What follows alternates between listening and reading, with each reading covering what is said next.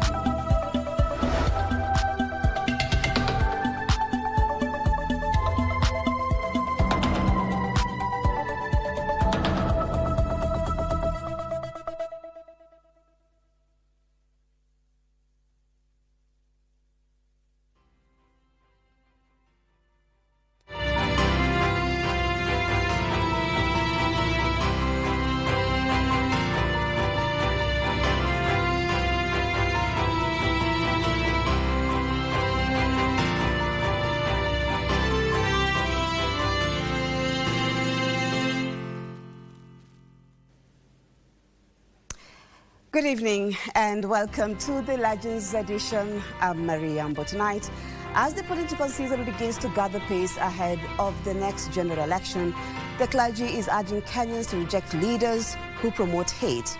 Meanwhile, the Ol Kalou parliamentary by-election continues to dominate political conversations across the country. Stay with us for the details of those and many other stories, but first, here's a look at the highlights.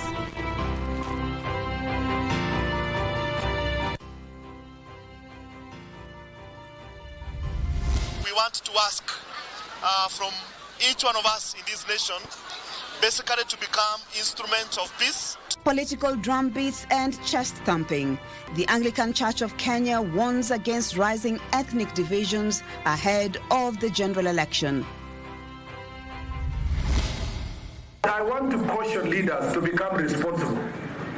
I heard Mr. Rigathi Gachagua say he is in record of 68 women who were raped. And he says that they were raped by police officers. Jeopardizing national security. Interior Cabinet Secretary Kipchumba Murkomen warns politicians over reckless utterances. Cannibalism or theft in disguise. Fear and anxiety grip Gitodhua residents in Ruiru following a series of bizarre night attacks by an unidentified man who is reportedly robbing and biting his victims.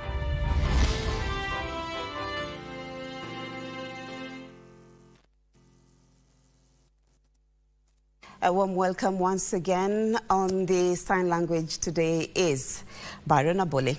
Now let's begin the bulletin where the Anglican Church of Kenya has warned against rising ethnic divisions, urging citizens to reject leaders propagating tribalism, hate and balkanization ahead of the general elections.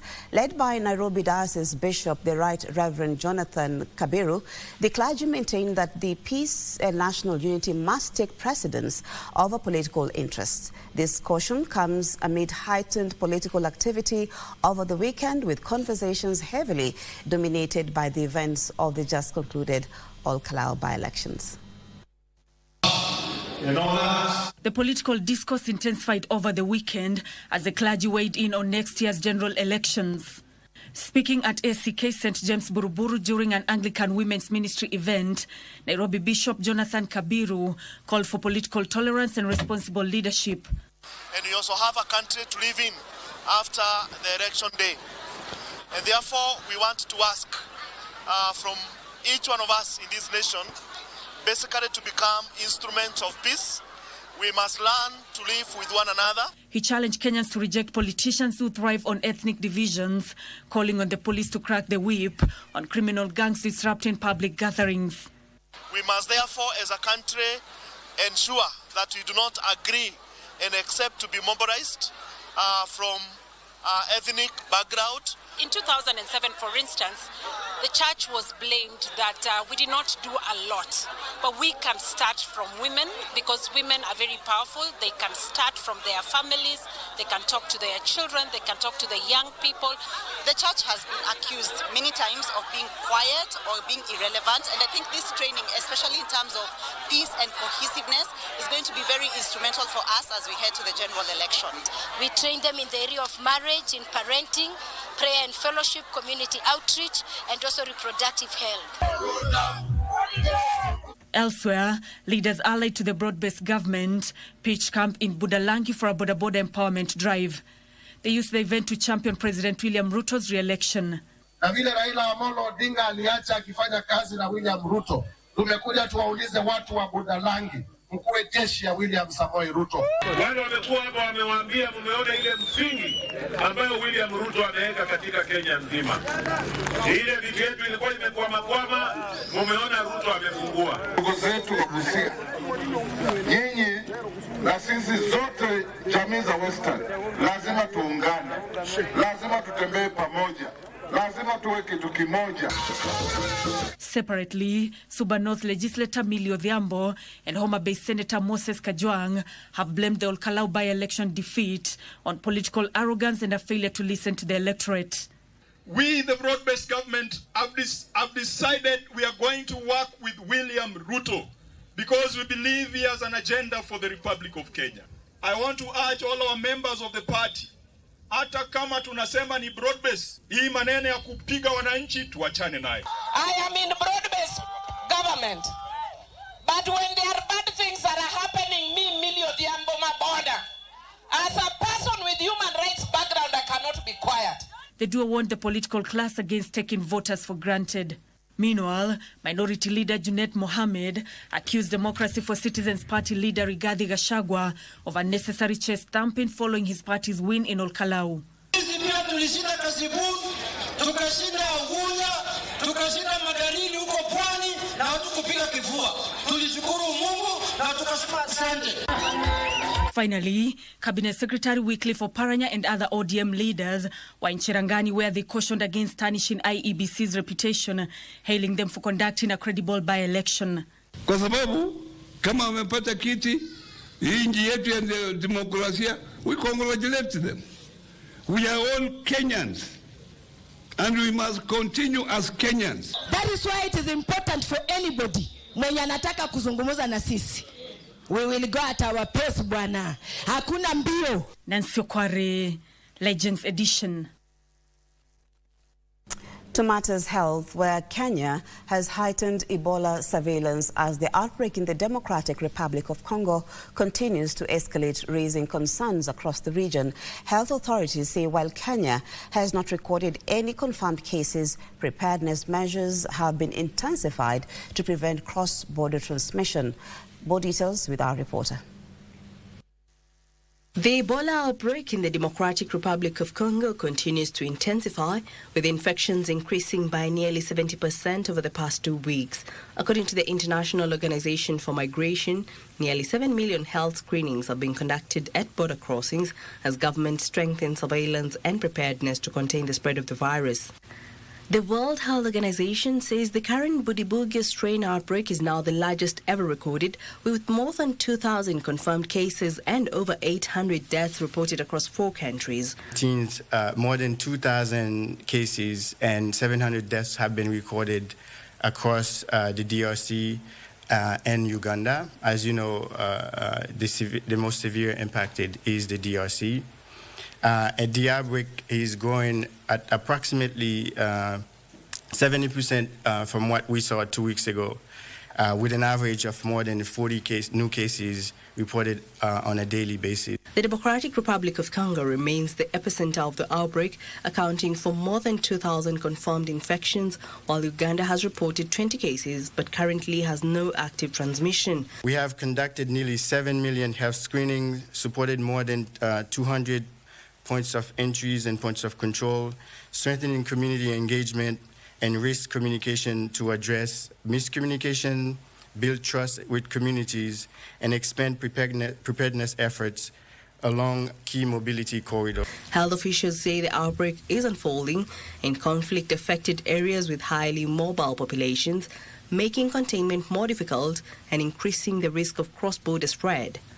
Although Kenya has not reported any confirmed Ebola cases, the Ministry of Health has stepped up preparedness in 25 high-risk counties. The country has also established a 50-bed quarantine and isolation facility, strengthened laboratory capacity, and continues to train about 100 healthcare workers every month in Ebola surveillance, infection prevention, and emergency response. Health authorities are also monitoring 7 American humanitarian workers who recently responded to the outbreak in eastern DRC. They remain under observation as a precaution and are expected to complete the standard 21-day monitoring period before returning home. Continue to support the government, the partners, to scale up preparedness and response efforts and ensuring safe mobility across the borders. For Legends Edition, I'm Jackie Wambiru.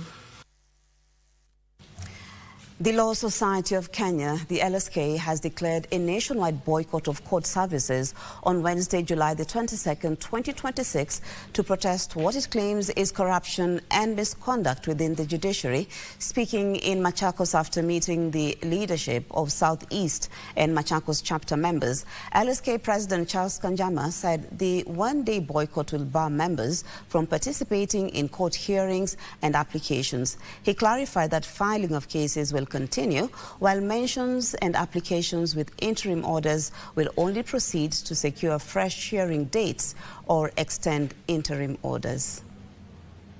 Concern of allegations of corruption, judicial misconduct, abuse of office, and unethical conduct by some judicial officers.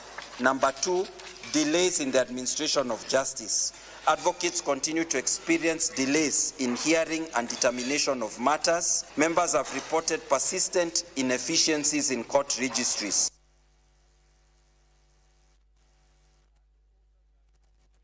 Well, on that note, let's take our first commercial break. I'll be back with more news on the Legends Edition. Stay with us.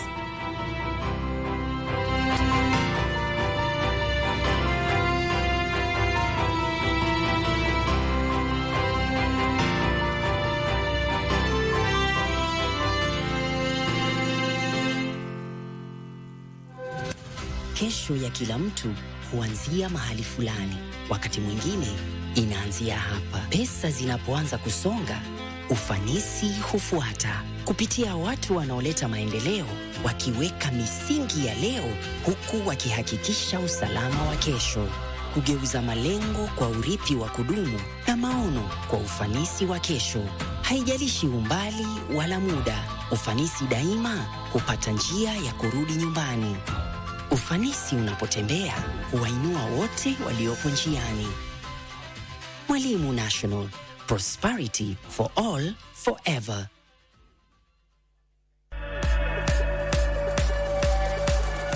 Almost outside of living memory to retain the FIFA World Cup. Messi to the edge of the England box. Fernandes again. Brilliant! Simply brilliant! Argentina level it! They never stop believing. Fernandes has had 3 or 4 off the target. They're taking the pummeling of their lives here.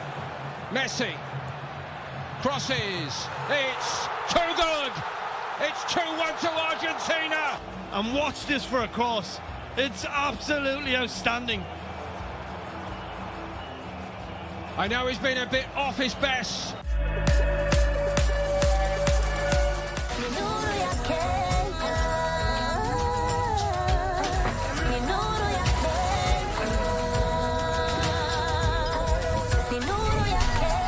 Star 977 hash or download my Power app to access Kenya Power services fast and easy. Kenya Power, nuru ya Kenya. Kwa majina naitwa Daisy Achieng. So far World Cup imekuwa poa because we've been seeing venye like my teams zimekuwa zikiji like venye wamekuwa wakingangana hadi wafike to the finals. For me, I support Spain, because of Yamal, actually. Like, and I inspire the young boys. Yeah, because he's only 18 years old na like tumeona the nini yenye amekuwa create to these people, to the young boys actually. So yeah, you guys, you can tune in KBC Channel 1, place mneza pata the all nini ya World Cup.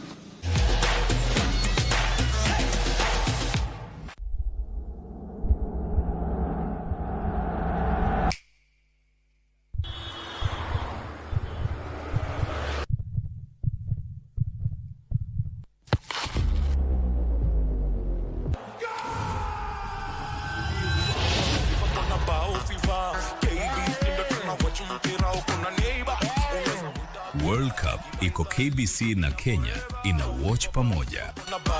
Nairobi, Nakuru, Kitengela, Olkalu and Kisii. Come join your favorite KBC presenters and DJs kwa ground. Feel the bow fever in every city.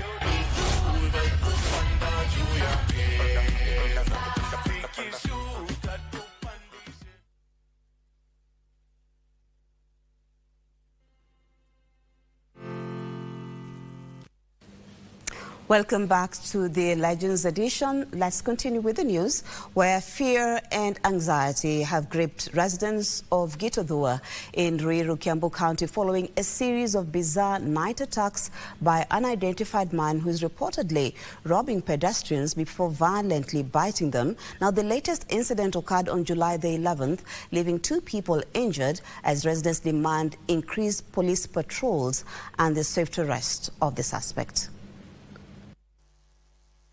The fear is evident in Gitodhua, Ruiru. As night falls, residents say the streets empty much earlier than usual, with many avoiding unnecessary movement over fear of coming face to face with a mysterious attacker said to be preying on pedestrians under the cover of darkness. Hakuna watu wanakaa na usalama, ni uoga kila wakati. Hata biashara akina mama wanafunga mapema.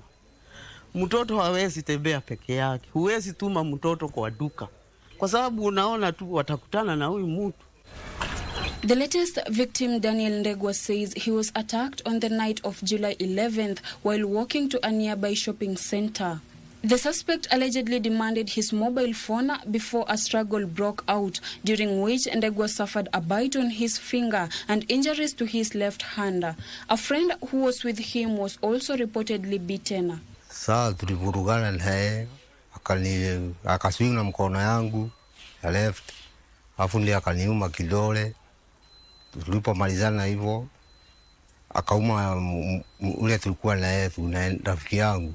Another victim reportedly sustained severe facial injuries after the attacker allegedly beat off part of his cheek. Iko habari, ameuma mtu pahali fulani, ameuma mtoto pahali fulani. Yani kila siku ni lazima kuwe kuna kitu kimefanyika kutokana na yeye. The growing insecurity has forced many families to change their daily routines, with residents calling for intensified police patrols before more people are harmed. Tunaomba serikali itupatie security ya kutosha, na wale wako na CCTV za kuonyesha hiyo footage mahali hiyo kitendo ilifanyika, wajitolee na wasaidie vitengo vya usalama kuwapea hiyo footage. Tusaidiwe sana vile huyu mtu anaweza patikana. Pia sisi tuko na uoga, hata mimi niko na uoga juu najiuliza hii tubo yangu sasa kama anauma mdomo, akiuma hii tubo nitabaki na nini? Ruiru OCPD Maina Kibathi has confirmed that the incidents were reported to police, saying investigations are ongoing. Hatujaweza kupata hii mtu, lakini tumeweka mikakati kuhakikisha kwamba tumeweza kupata hii mtu. Ningependa kuhakikishia wakazi wote wa Gitodhua ya kwamba usalama wao umelindwa, na tutahakikisha kwamba hii mtu tumemshika. Noel Ongeso for Legends Edition.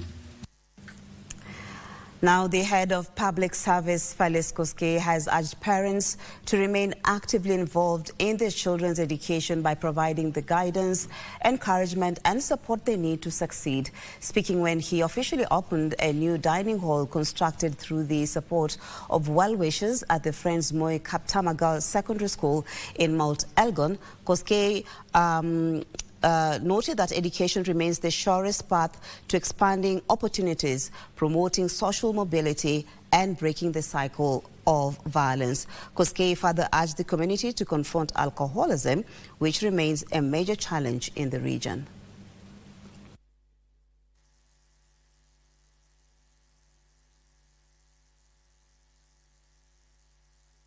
Lazima nyinyi wenyewe mujiamini na muamini mashule yenu na watoto wenu wenyewe wasomee kwa mashule yenu, so that your job will only be kuhakikisha kwamba mambo ya quality education, mambo ya serious focus by teachers, alafu shule iinuke iende juu, ipanuke, mupate pesa kwa serikali ya infrastructure, mupate walimu wengi, na shule itapanda, ikipanda na itapanda, na itakuwa shule ile hata watu wa Kericho, watu wa Marakwet na Kwenengeko watataka watoto wao wakuja hapa.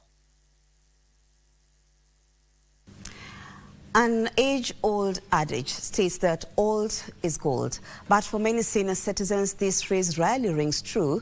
A majority of them often find themselves aging in solitude, neglected and isolated.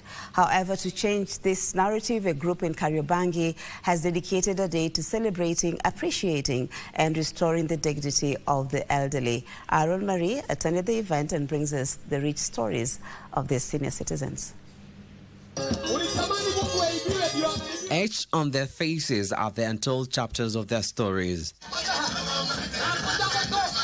A rich history that books are yet to document.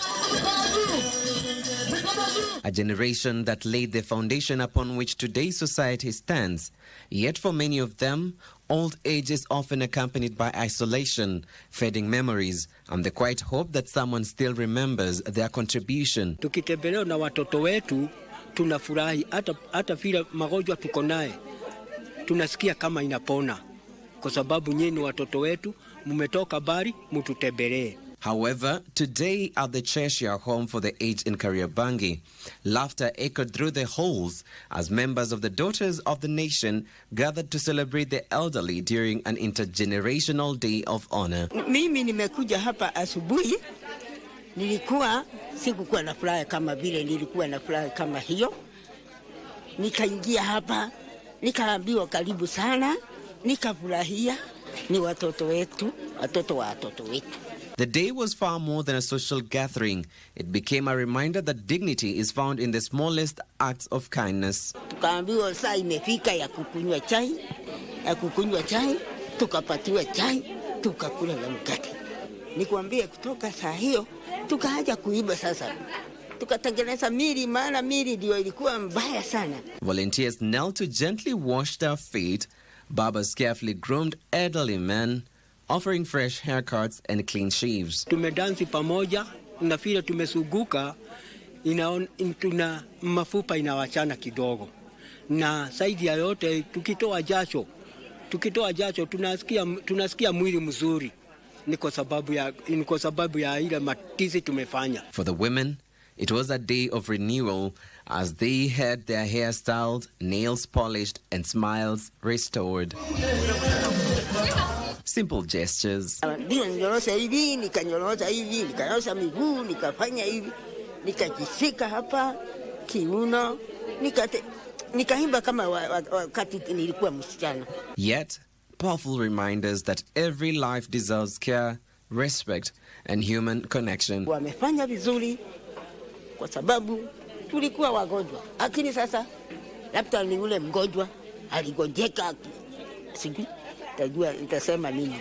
Tutasema ni asante, hata mkija siku nyingine tutajua ya kwamba Mungu yuko. We don't need to focus on the future. We don't need to say we need to change the future while creating more mud, where we are. And you find that there's been such a gap that has been growing between young people and the older generation. And now we are saying, no, let us bridge that gap. Organizers says the initiative is about reminding society that honoring older persons should not be confined to special occasions, but embraced as a daily responsibility. We live in a society that prioritizes productivity. So you find that we have become the priority, you know. It's about women empowerment, it's about the girl-child empowerment, it's about the boy-child empowerment, but no one is really looking at the people who built the society. No one is really looking at the people who built the roads that we walk on. Events such as those demonstrate that beyond policy, compassion remains one of the greatest gifts society can offer its senior citizens. This event has brought in the senior citizen and the junior citizen in celebrating, appreciating, and having a fellowship together in appreciating the elderly and the contribution that they have contributed within the society. Reporting from Kariobangi in Nairobi County, for KBC Channel 1, I'm Aaron Marie. Thank you, Aaron Marie, for that story. Now, a widow in Eldoret is appealing for help after a devastating road accident left her amputated, taking away her ability to support her 3 children as a tailor. Adding to her heartbreak, 2 of her children suffer from sickle cell disease, requiring continuous medication, physiotherapy and regular hospital visits that she cannot afford. She is now appealing to well-wishers to come to her aid to assist her pay their medical bills, as well as offer her means for support, to support her family. Once a life of hard work and determination has turned into a daily struggle for survival. Karen Aoko, a widow and mother of 3 from Langas in Eldoret, says she depended on tailoring jobs to provide food, rent and medical care for her children. Before nipate accident nilikuwa tu sawa, nilikuwa nafanya kazi yangu, mimi ni fundi, mimi ni mjane, mama ya watoto 3. But everything changed in July last year when she was involved in a tragic road accident while traveling to town. Last year mwezi wa 7 nikienda town kutafutia watoto ndio nilipata hii accident. Maisha ijakuwa rahisi, imekuwa ngumu kwangu. Mimi ni single mother, mimi ndio natafutia watoto. Karen was rushed to a referral hospital where doctors amputated her right leg to save her life. Since then, she says she has been unable to return to work and now depends on well-wishers for food and other basic needs. Nilikaa 3 months, miezi 3 kwa usi. Baada ya kutoka hospitali maisha ijakuwa rahisi. Sasa mimi ndio nilikuwa najitegemea nikitafutia watoto na kukula kila kitu. Sasa saa hii na depend tu kwa watu. Nikiomba ndio tunakula. Her challenges are compounded by the health condition of 2 of her children who have suffered strokes linked to sickle cell disease and require continuous medication, physiotherapy and regular hospital visits. First one ni mlemavu, alipatwa na stroke. Second born pia ni mlemavu, alipatwa na stroke. Third born yako sawa but sahi yako shule. Karen says financial hardship has forced the family to miss treatment appointments, while one of the children has remained out of school. Akona sickle cell anemia, akona stroke, meningitis, hizo maugonjwa zote akonazo na siwezi afford hizo madawa. Hata physiotherapy, hizo therapy siwezi nikampeleka. Sasa tu huwa tunakaa tu. Huyo second born pia ni hivyo tu, the same disease. Yeye pia akona stroke, ni meningitis, but yeye ana sickle cell anemia, but hiyo memory loss pia akonayo. Despite the challenges, Karen remains hopeful. She believes that receiving a prosthetic leg and sewing machine would allow her to regain her independence, resume tailoring, and once again support her family. Na hiyo right leg ndio nilikuwa natumia kwa kushona.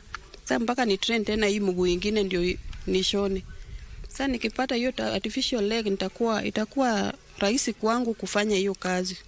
To financially support her, you can channel your contribution or support to her via mobile number 0729465269.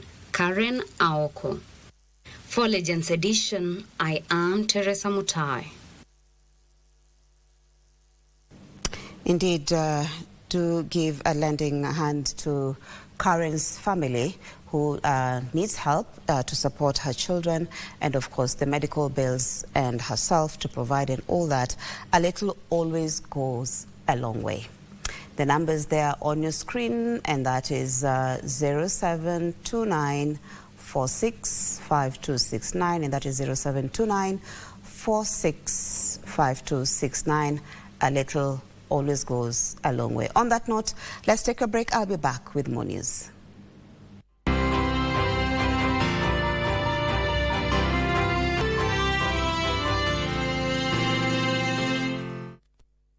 Do you save for retirement? Kwani mimi ni mzee?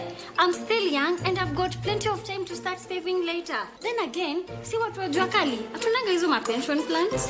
Kwani ujui unaweza register with an individual pension plan yenye iko regulated na RBA? Inawakaje? Una deposit any amount of money at any time na uko guaranteed ukikuwa mzee. Maisha yako itakuwa nywe. Baadaye vile nakushua ni ukweli. Hadi mimi boost savings zangu kwa scheme yetu ya job. Really? Nilijua siwezi kuwa kijana forever. Sis, usikose kujipanga mapema. Tutakuwa wazee wa maana. Hebu nionyesheni kuwa mzee wa maana. Ensure you save and plan for your retirement during your youthful working days. Provided you are earning an income, you can join a retirement benefit scheme registered by Retirement Benefits Authority and safeguard your tomorrow. RBA, safeguarding your retirement benefits.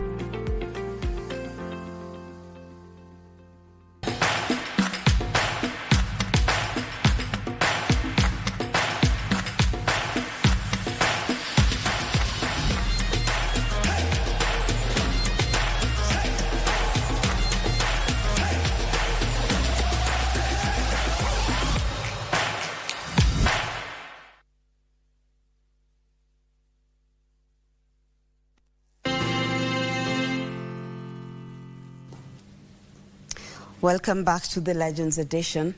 Kenya's livestock sector has received a major boost after the country secured the rights to host the 2028 World Veterinary Association Congress, becoming the first African nation to win the prestigious bid.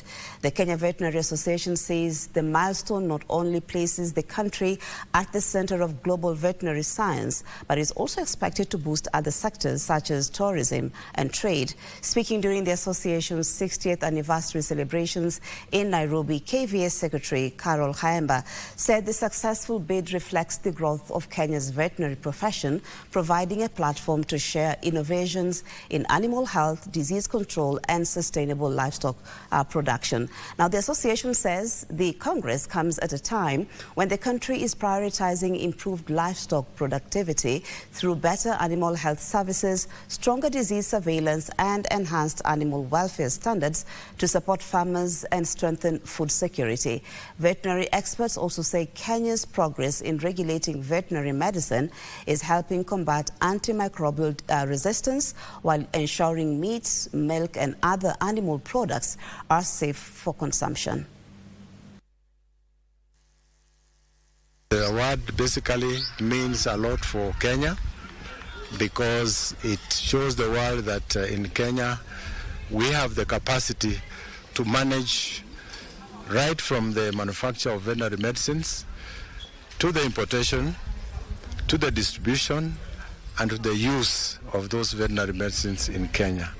We are targeting over 2,000 people flying into the country, and we believe that we have many other activities just beyond the Congress. People will be able to do tourist activities, and that means a plus to our economy. So as a sector, or rather as a profession, we believe that we need to push hard, and the government needs to consider the voice of the veterinarian, because we determine a lot when it comes to food safety.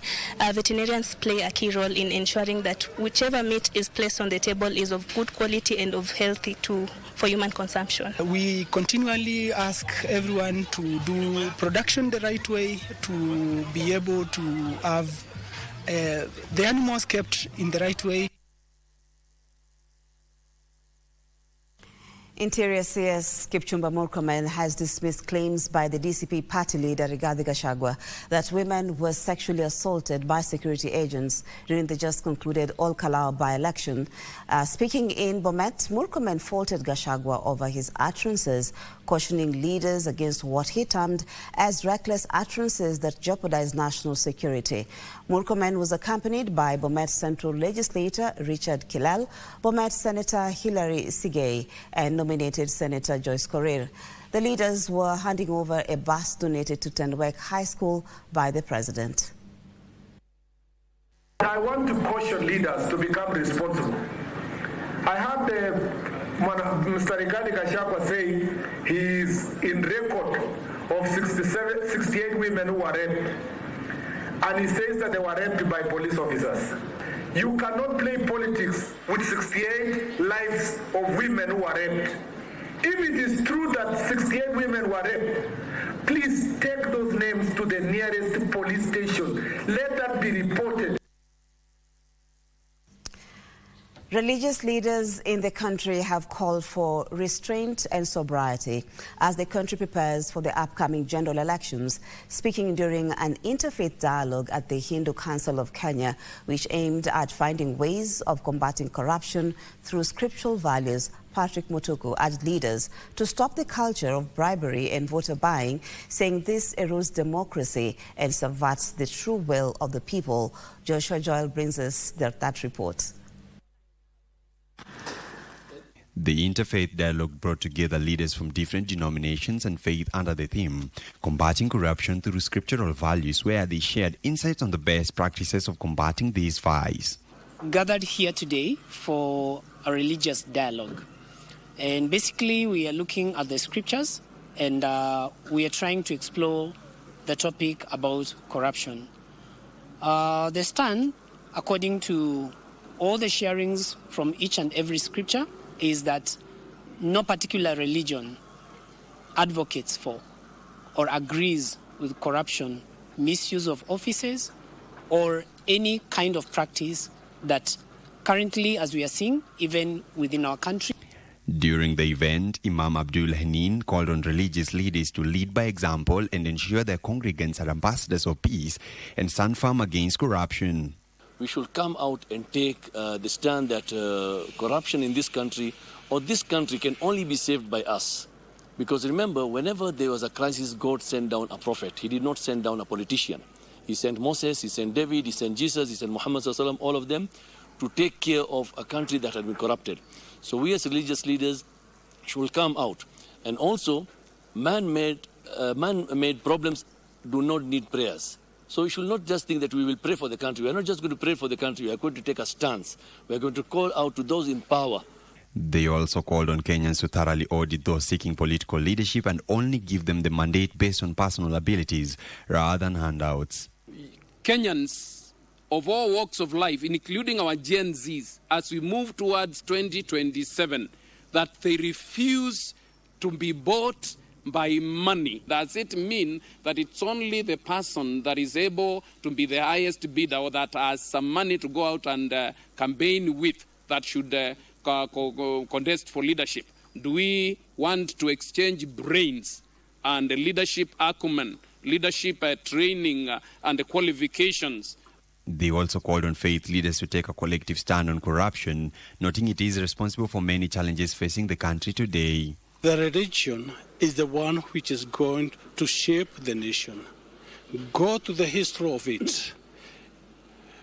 The Israelites, due to the mosaic, they were able to shape the nation of Israelites. Mahatma Gandhi was able to liberate the country through the religion. So the religion is a key value to which will make even our country to be shaped. For Legends Edition, I am Joshua Joel. Residents of Mwingi in Kitui County are set to benefit from a new community empowerment program following the launch of the Jonathan Ngenga Foundation. The initiative is aimed at improving the livelihoods of vulnerable families through education support and business empowerment. The Jonathan Ngenga Foundation will provide financial assistance to bright but needy students, helping them access and complete their education while also supporting low-income households with funding to establish or expand small businesses.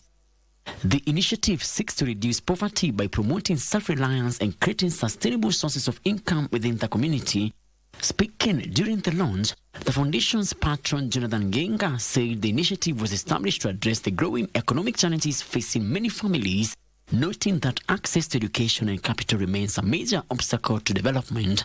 Through doing some projects in schools, supporting payment of school fees for vulnerable kids. We have also been doing community projects ranging from roads, water projects, and other social issues. Ngenga said the foundation will work closely with community leaders, schools, and local organizations to identify deserving beneficiaries, ensuring that support reaches the most vulnerable members of society. Area we are going to focus on is skills training of young people, both skilled and unskilled, and making sure we network them with opportunities, that is training them, giving them skills.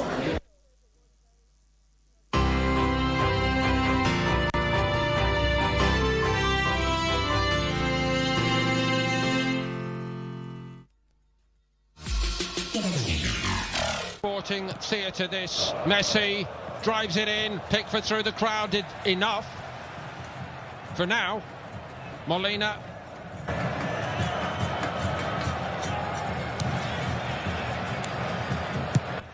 Crossed by Messi. It's a beauty. What a save by Pickford. Time and again, he comes up in the clutch moments for his country. I cannot remember a more brilliant save than that one.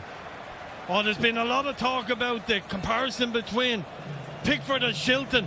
Well, I'll tell you what, if this turns out to be the save that gets them to a final, he may just overtake the great man Peter Shilton.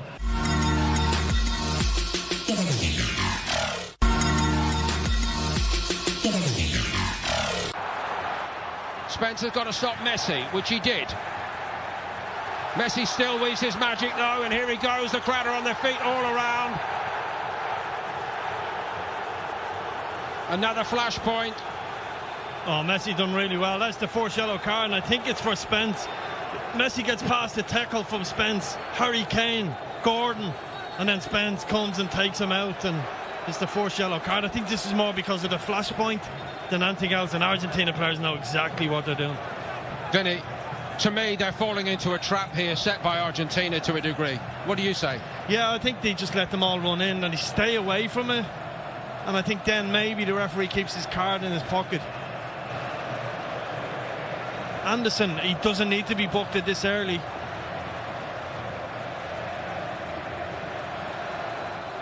Anderson says, why me?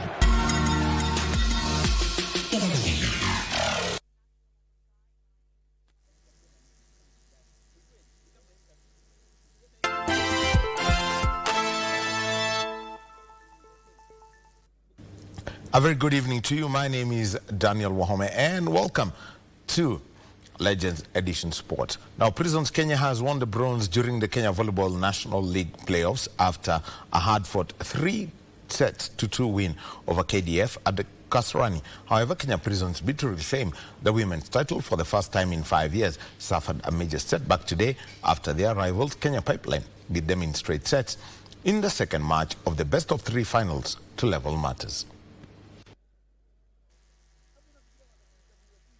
A 3-0 victory over Kenya Prisons, taking a crucial step towards lifting the season's league title. Pipeline dominated the opening set 25-12 before overcoming a stronger challenge in the second set to win 25-21. They then sealed a match with a convincing 25-18 victory in the third set to tie it 2-1 in the final series. The defeat leaves Kenya Prisons with little room for error as they seek to end a 5-year wait for the national crown. They must now bounce back in the next encounter to keep their title hopes alive. The best-of-3 finals will be concluded tomorrow when the league champions will be crowned. Besides the league title, the stakes remain high with the champions, first runners-up and second runners-up all earning the right to represent Kenya at the upcoming CAVB Africa Women's Club Championships.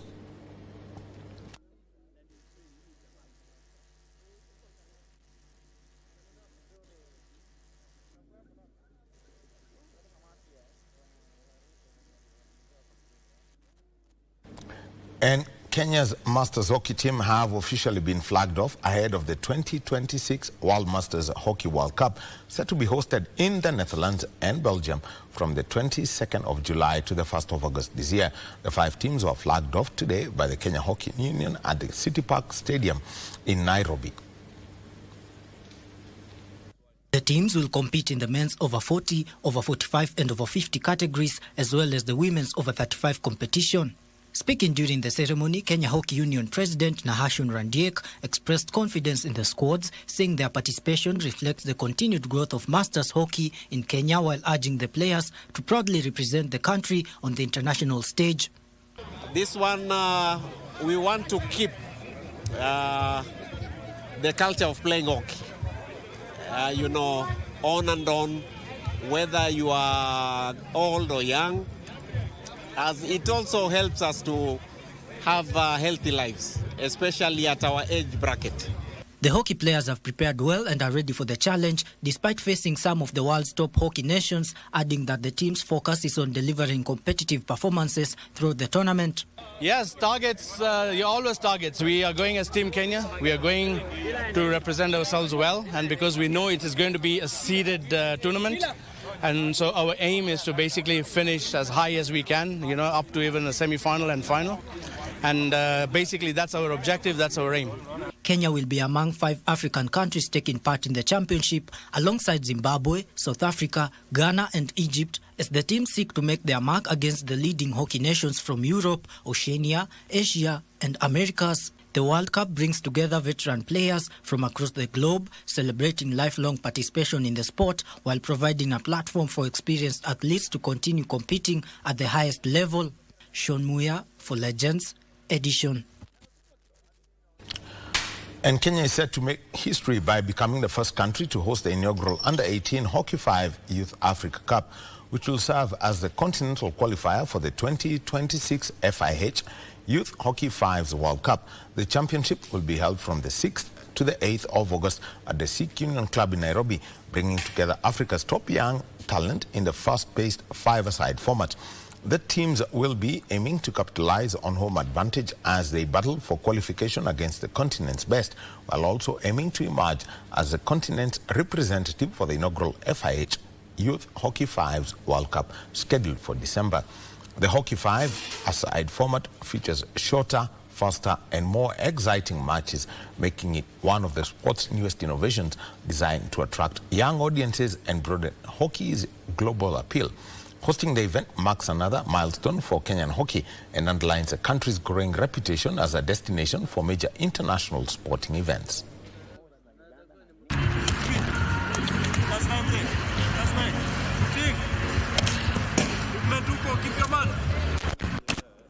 And Harambee Starlets have intensified their preparations in France ahead of the 2026 Women's Africa Cup of Nations, set to kick off in Morocco next week on Sunday.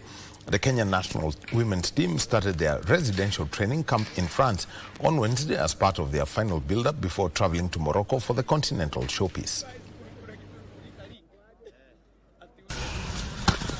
Up. Head coach and the technical bench are using the camp to fine-tune tactics, improve match fitness and build team chemistry as Kenya prepares for one of its toughest Women African Cup of Nations. France imekuwa poa since to come. As for me nimeenjoy pia na pia team tumeenjoy as a team. So tunaendelea kupush na pia tunaenjoy weather na environment iko sawa sana. Harambee Starlets have been drawn in a challenge in Group A, where they will open their campaign against host Morocco on Sunday next week before taking on Senegal on July 30th. Training zetu zimekuwa twice a day, kitu tumekuwa tukifanya Kenya, but intense. Like watu wamerealize like hatuna like time inasonga, so intense iko poa and positive attitude and mindset here. Kila mtu ako ready. They will wrap up their group stage fixture against Algeria on August 3rd. The top 2 teams from the group will progress to the quarterfinals, scheduled for 8th and 9th of August, where they will face opponents from Group B, which comprises of defending champions South Africa, Ivory Coast, Burkina Faso and Tanzania. And Kenya's motorsport fraternity has ushered in a new era following the election and swearing in of the inaugural officials of the newly established Motorsport Kenya Federation. Altaf Ganatra was elected the federation's first president during the elections held at the Windsor Golf and Country Club. And moving on, and the swearing in took place last night. Carl Flashtundo was elected vice president, while Eric Bengi and Sangita Gohil will serve as secretary general and treasurer respectively. The election was overseen by the Sports Registrar's Office and officially establishes the Motorsport Federation as the country's new national sporting organization mandated to run and regulate, promote and develop motorsport. The new leadership is expected to focus on improving safety standards, expanding motorsport disciplines, strengthening grassroots development and attracting greater investment as Kenya seeks to cement its position as one of Africa's leading motorsport destinations.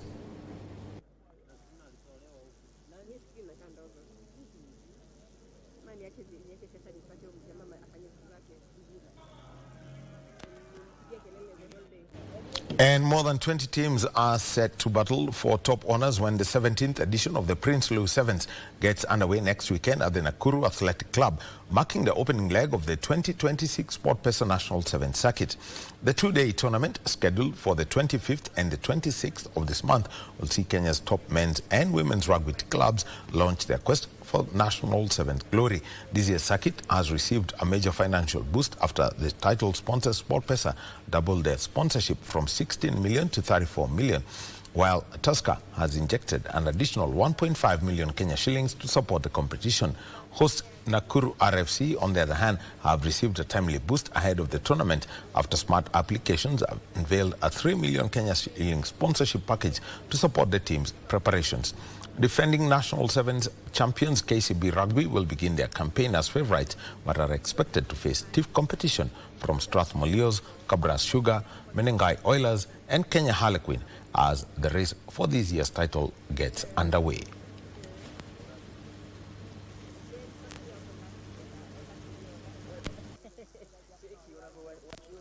And for us, what makes us happy is the fact that it's not just the prize money, but it's for the teams being able to compete against one another and just be able to show the interest of the game and be able to just play and enjoy the game as well. And youthful sensation Emmanuel Lemiso is eager to replicate the African Under-18 win from last year as he heads to Oregon, USA for his debut at the World Under-20 Athletics Championships from the 5th to the 9th of this month. The 18-year-old Form 3 student at Raila Educational Center in Nairobi will be carrying the Kenyan flag in the 3,000-meter steeplechase at a global event, aiming to become the first world champion in the race from Kilgoris in Narok County.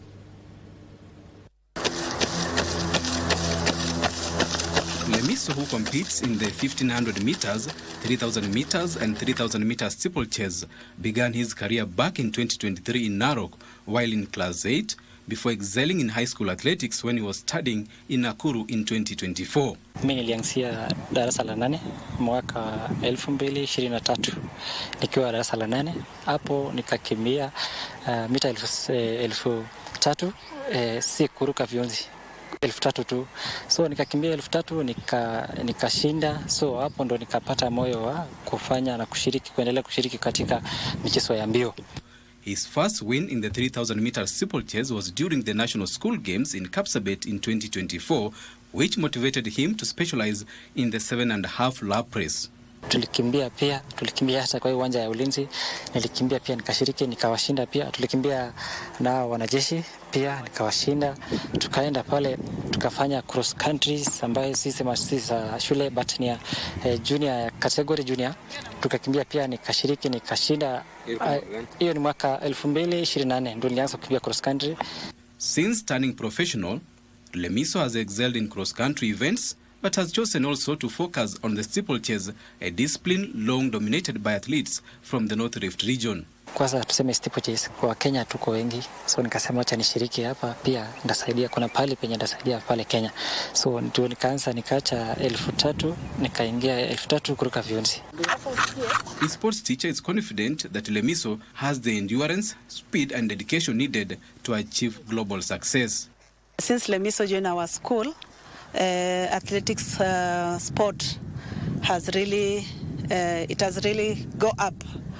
And last year when we were participating in under 20, under 18 African under 18 championship, I was able to take 4 athletes from my school, and Lemiso was lucky to be one of them, to be selected to go to Nigeria. Lemiso is inspired by Ezekiel Kemboi, a 4-time world champion and double Olympic champion in the 3,000 meter steeplechase, and believes that there is no limits to what he can achieve. Niliongea na Kemboi, akaniambia hiyo steeplechase inaenda kuacha, so acha mimi nikasema acha pia mimi nijifunze nifike penye yeye amefika. So mimi motivation napewa na yeye, na coach wangu pia ananimotivate pakubwa, niambia hiyo ndio inafaa kimbia hiyo. Najitaji kujituma zaidi kwa sababu yeye amesema ameshinda 7, mimi ndashinda zaidi yake. Although Kenya has not secured a gold medal in the men's signature 3,000 meter steeplechase race at the Olympics since 2016 and has also missed out on gold at the World Championships since 2019, Lemiso believes he is the man to fix it. Pale Amerika tutaenda kufanya vizuri. Mimi nitakuwa mojawapo kwa wale watapewa dhahabu, hata kama ni bronze, silver, mimi nitakuwa mojawapo ile nitapewa. Mimi lazima nikuje na gold. Nataka nifunje rekodi. He tries to balance, but I really want him to work so hard so that he can be able to get a good grade. In Oregon, Lemiso will join forces with Nicholas Kitum as they aim to defend the 2024 title won by Edmund Serem. Siwezi kwa rahisi, kwa hiyo unajua ni ngumu, lakini pia mimi ndajikasa kadri ya uwezo wangu. Tutakuwa huko wote na hata nyinyi mtajionea, so sitaki kuongea mengi. Hakuna haja tuandike na mate na kuna kalamu. For Legend Sports, I'm Dismas Otuke. And Toyota Gazoo Racing Sami Payari has set his sights on the Rally of Estonia title after taking the lead in the opening stages. The Finne extended his stage-winning run to 8 when he beat hard-pushing Oliver Solberg in today's opening. And the stage is set for tomorrow's FIFA World Cup final in New Jersey, where 2010 champion Spain will face defending champions Argentina in a blockbuster showdown that is going to be broadcast live on KBC Channel 1 and also on kbcplus.co.ke. Title and a 4th, while Spain are bidding to lift the trophy for the 2nd time after their 2010 triumph. Spain captain Rodri expects a physical contest but believes his side has a quality to adapt, while Argentina coach Lionel Scaloni urged fans to savor the opportunity of watching Messi lead his country in another World Cup final. Meanwhile, England and France will meet in the 3rd place playoff, with England boss Thomas Tuchel admitting the semi-final defeat to Argentina still hurts, but they will want to finish strong against Les Blues. And, you know, KBC is your true sports partner. And not only on KBC Channel 1 and kbcplus.co.ke, but we've decided, let's come down to where you are. And Fred Moki is in Kitengela, where we've got a watch party where you can enjoy this 3rd place playoff between France and England. Fred Moki, take it over.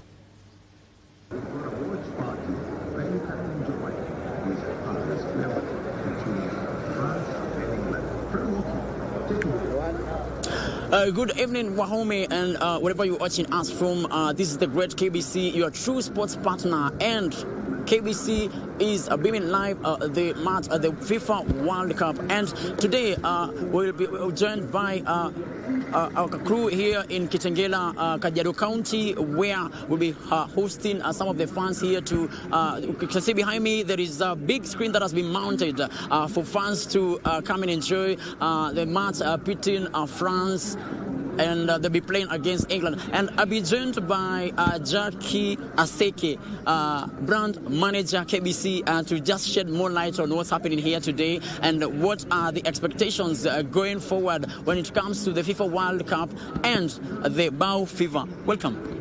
Thank you very much, Moki. We're here again, KBC is moving around the country, sharing the Bao Fever, the KBC Bao Fever experience with all Kenyans. We are here live in Kitengela, opposite Eastmart supermarket. We're here because we have our fans here, we have our followers here, we have Nosimo FM followers here, which is owned by KBC, and we just want to battle this and get to see what France versus England are going to give us. We want to have Kenyans in Kitengela enjoy this live experience brought to you by KBC through our Bao Fever experience. And how has been the experience so far, and what are your predictions for tonight's match between France and England? Well, the experience has been amazing. Kenyans are really happy and they are really crying for more. We have AFCON coming and many more other sports events that KBC is proud of to bring to Kenyans. So they'll be enjoying these experiences as time comes and as time goes. And as you can see, really, Kenyans are really enjoying the current moment, and they are happy and appreciative of the fact that KBC thought of them. KBC thought of them being in Mashinani, and we've brought KBC live to you. We promised, and here we are. We have delivered. Welcome, Pico KBC. My prediction really tonight is France clearly is going to take it home. Why? Because Mbappe is really playing a very good match. You can tell he's among the top scorers. I know there's Messi on the other side, but really right now we are looking at Mbappe, and I'm sure he's going to add his scores. Yeah. Great. Indeed, KBC is your true sports partner, and the midnight match between France and England will be beamed from the screen that is mounted behind me, and we'll get an opportunity to have a word with some of the fans later on when the match will be kicking off. And right now we'll be joined by other fans here. Well, we can see behind me right now, this is where they'll be glued to the screens there, watching the match live between France and the France and England. But we'll get more details in regards to the match that will be kicking off tonight. That is midnight between France and England. But right now, I'll take you back to you, Daniel Wahome. I'll keep you posted of what will be happening, and I'll also get a chance to interview some of the fans, and they share their expectations and their predictions towards the match. Remember, KBC is beaming all the match live, and World Cup, Iko KBC. Back to you, Daniel Wahome. Thank you very much. Fred Muoki is in Kitengela, and I'll tell you tomorrow, by the way, we'll be at Mukuru kwa Jenga. And by the way, get on your dancing shoes, because we need your dancing shoes tomorrow evening. The reason is, Kolo Blue is a musician. He's dropped a track known as Top Shorter, and there's a dance challenge around it. Tomorrow, we will be dancing to that in studio and also at Mukuru kwa Jenga, where we've got our big watch party. So get your dancing shoes on. You really want to do the Top Shorter challenge? Just watch the videos. We'll share them in Kolo Blue, and tomorrow we'll be doing it. Because tomorrow, because I know after this bulletin we get into Dunda and analysis, but tomorrow, bright and early, 6:30 p.m., we'll be doing everything, including that Top Shorter challenge. So be at Mukuru kwa Jenga, and we will play that on high rotation. My name is Daniel Wahome. Thank you for being with us. Back to you, Marie. Thank you so much, Daniel Wahome. Are you also telling me to put on my dancing shoes tomorrow? Yeah, put them on. Okay. Put them on. By the way, put them on because Top Shorter. We have to do the Top Shorter I don't want to dance ask who challenge. Top Shorter is, but it's okay. Now that you've already given me, the directions, I'll make sure that I'm part and parcel of this, dancing group or whatever it is. But thank you so much, Daniel, for, giving us the sports update. That's how we end this edition of the Legends Edition. Thank you, as always, for your time and your company and for choosing KBC to keep you informed. My name is Yambo, and Byron Abuli was our sign language interpreter tonight. Have a good night and stay safe.